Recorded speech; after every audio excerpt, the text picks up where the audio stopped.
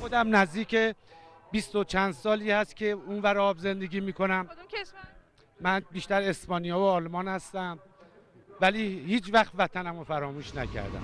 من خودم 20 و چند سالی هست که تو آب زندگی میکنم، زیرابی هم خوب میرم، تو کار آب کردن وطنم هم هستم، مخصوصا با آلمان و اسپانیا. با کی اومدی راهپیمایی؟ بابا، مامانم، خاله شری، فهیم و فایزه، همین دیگه. پس همه با هم اومدی. برای چی اومدی؟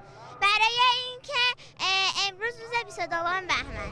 با ننم، آقا جونم، خاله میسمت، خاله ریزه، سگ پاکوتا، سرندیپیتی، هادی و هدا، کار و اندیشه، چاق و لاغر، مراد برقی، اصغر ترقه.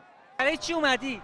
با ننم، آقا جونم، خاله میسمت، سگ پاکوتا، سرندیپیتی، کنا. همینا رو باید بگم دیگه ها؟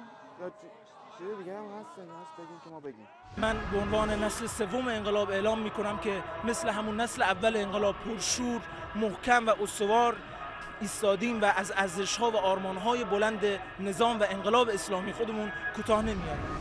من به عنوان سم اسب انقلاب اعلام میکنم که مثل همون اسب بخار، مثل خیارشور ایستاده ایم و از بالای ارزش‌های کوتاه انقلاب بلند خودمون اسپک میزنیم. تمام مردم دنیا چه توی خاورمیانه چه تو مناطق دیگه الگوپذیری میکنن از قیامی که توی انقلاب اسلامی سال 1357 توی ایران به وجود اومد و مطمئنا این آخرین تاثیرم نیست. مسلما تاثیرهای دیگه هم چه تو سالهای آینده چه تو وقایع دیگه تو سراسر دنیا خواهد داشت. من میخواستم به دشمنای نظام بگم که فکر نکنم فقط تیپ‌های جواد هستن که برای راهپیمایی میان. میخواستم تو این مسیج هم بگم که بسیجی خوشتیپ هم هست. من کفشم آدیداسه، تیشرتم پوماست، جورابم نایکه، ساعتم هم سیسیلیه. انشالله راه خودشون رو به صراط مستقیم وصل میکنن و انقلابشون مانند انقلاب و پیروزی میانجامن. انشالله صراط مستقیم یه جوری خودش رو با ما وصل کنه، از جمهوری هم رد بشیم بندازیم تو امام که بعد دیگه بپیشیم تو انقلاب و تهش هم دیگه پیروزی و جردن، بعد کش کنیم تو زعفرونی و مقدس اردبیلی، از اون برم شمرو. کردن تو برای این راهپیمایی 22 بهمن شرکت کردی، چه حسی داری؟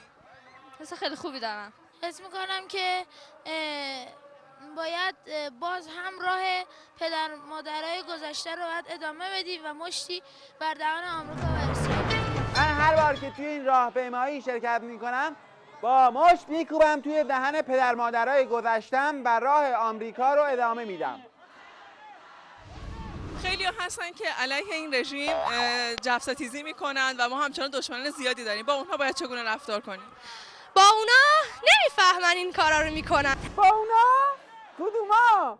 نفهمتر از اون حرفاییم که بفهمیم اونا نمیفهمن. سوالتون چی بود؟ یه بار دیگه؟ کدوما؟ تأثیر 22 بهمن هست که ما الان به وضوح در کل جهان میبینیم و این مشت محکمیه بر دهن تمام یاوه‌گویان. من به نظرم این مسابقات یه خیلی تکراری شده. ما 32 ساله داریم ما با مشت میزنیم تو سر و صورت دهن یاوه‌گوها و استکبار و صهیونیسم و دشمنان. امسال پیشنهاد میکنم در یک حرکت محکم گندله بریم با دهن بریم تو مشت اینا تا به خاورمیانه ثابت کنیم که ما خاورمیانه شیک و خوشگل داریم. ما تا جان در نفس داریم از رهبرمون مملکتمون دفاع خواهیم کرد. ما تا آخرین تیکه رگمون که تو نفسمونه و آخرین تیکه جونمون که تو حلقمونه، از آخرین قطره ولایت که کف پامونه، تو خط دفاع نظام هد میزنیم که آقا ولش کن، یه پارچ ساندیس بیار بخوریم که تو خونمونه که. جمعه چه خبره؟ جمعه راهپیمایی واسه. چیکار می‌کنی؟ دارم ماشین رو درست کنم، خراب شده. نه اون روز چیکار می‌کنی؟ اون روز میریم دیگه. جمعه چه خبره؟ جمعه ختم والده آقا ماشاءالله سیه. چیکار می‌کنی؟ این یاتاقان زده آفتاباتش تنظیم کنم. نه اون روز چیکار می‌کنی؟ اون روز با آقا ماشاءالله اینا قراره بریم هتل قوم اونجا. چرا؟ به خاطر تجدید و بیعت و پشتیبانی از والده آقا ماشاءالله تا یه مشت محکمی باشه تو دهن آفتالله که ابوی آقا ماشاءالله هست.